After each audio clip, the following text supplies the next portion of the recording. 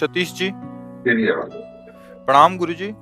गुरुजी, मेरा मन जीव जंतु पशु पंछियों की सेवा में ही ज्यादा लगता है। मैं अपनी हाँ, कमाई का ज्यादा हिस्सा इसी पुण्य में हाँ, लगाता हूँ। बहुत अच्छा है, बहुत अच्छा है। अहंकार रहित होकर सेवा की जाए तो भगवान की ही प्राप्ति हो जाती है, क्योंकि हर पक्षी पशु के रूप में भगवान है।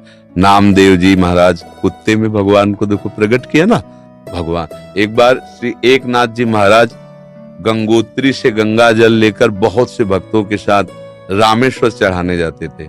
प्राय भक्त लोग ऐसा करते हैं कि गंगोत्री से गंगा जल लेकर रामेश्वर में चढ़ाते हैं कांवर में लेके। ऐसे ही वो जा रहे थे। जब रामेश्वर जी के पास पहुंचने वाले थे तो देखा एक गधा प्यास से तड़प रहा है, मतलब ऐसा दिखाई दे रहा है। तो उन्होंने विचार किया कि रामेश्वर जी में तो सब जल चढ़ाते हैं और ये प्यासा इसे कोई पिलाएगा नहीं। गंगोत्री से लाए थे रामेश्वर जी के लिए, नजदीक गए और गोद में गधे का सर लिया और हर हर महादेव करके पूरी गंगा जली